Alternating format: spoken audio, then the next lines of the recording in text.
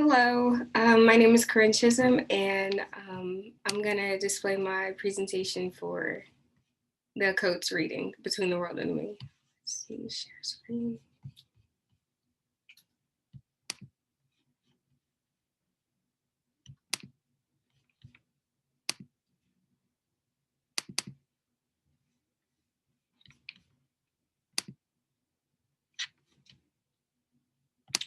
Okay, so I was asked to write a brief letter to Mr. Coates, and what would I react or what would I tell him?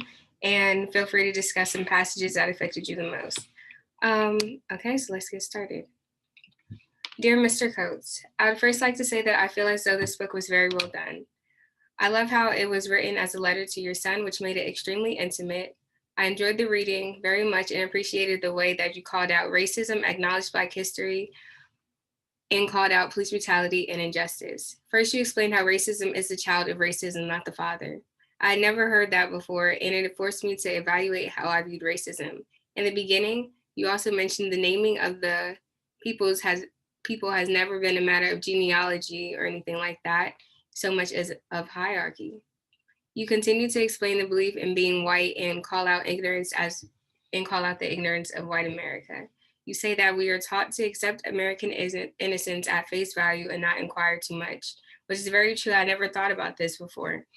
You also mentioned how we can't really take that blame that we have because we are held onto a pedestal compared to these other countries.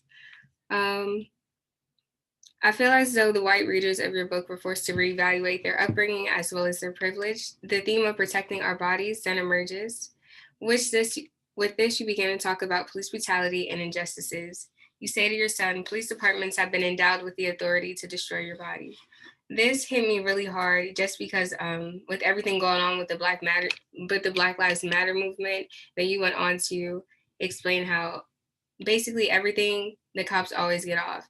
And then when you say that they have this authority to destroy your body, it really resonates because it's like, that's really what it feels like sometimes. And I guess that can be said what it is. However, the police aren't the only ones trying to destroy our bodies. You bring up the struggle of the streets, the schools, and having to protect your body from your own brothers and sisters, as well as drugs and alcohol. My father grew up in Harlem and shares the similar experiences as you. He has told me the struggles of his youth and has warned me from a young age of the harsh realities of the world. For example, as you mentioned in the text, when your son found out that the killers of Eric Garner went free and was crying in his room, you wanted to console him and tell him everything would be all right, but you couldn't lie to him like that. Same thing happened with me when I found out about the killings of Eric Garner. My dad was like, I can't comfort you as much as I want to tell you that everything's going to be all right. It's not. This is just how things are.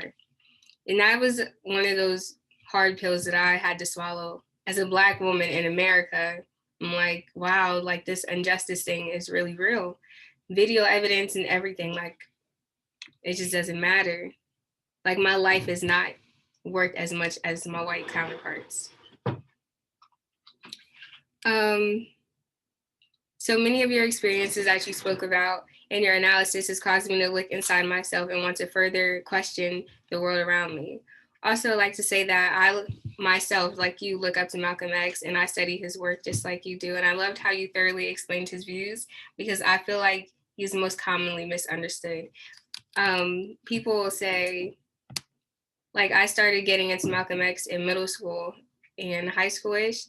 People were like, you served me as more of a Martin Luther King type of person. I'm like, you see, there's this view that's there, just really misconstrued when it comes to Malcolm X. So I liked how you explained that in a couple pages or so. Next, most specifically, I wanted to talk about the second paragraph on page 71. You mentioned that a better world is not solely up to the youth and the responsibility that we have to our bodies and the responsibility that is placed on our bodies. You say that we cannot forget our history and the pain that our oppressors have caused us. This, I really couldn't agree more with because I feel like so many times it's explained to us that we need to just forget about slavery, forget about the past. But what people don't realize is that that history and that pain is very real. And until it's acknowledged, we can't really go anywhere or move forward from that. Also, I wanted to say that, let's see, people are so quick to say that we need to forget about slavery and move on. However, it's part of our history that needs to be acknowledged and talked about in depth.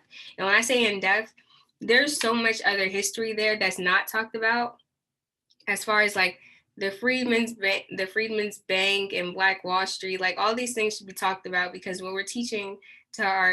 what we're teaching to our youth and to our students, me included, is that okay, we were slaves, the civil rights movement happened, and now everything's okay. But there's a lot of stuff that happened in between there that needs to be mentioned, and as a part of my history, as part of American history, it needs to be acknowledged, the good, the bad, and the ugly, and that's the only way that we're really going to be able to move forward.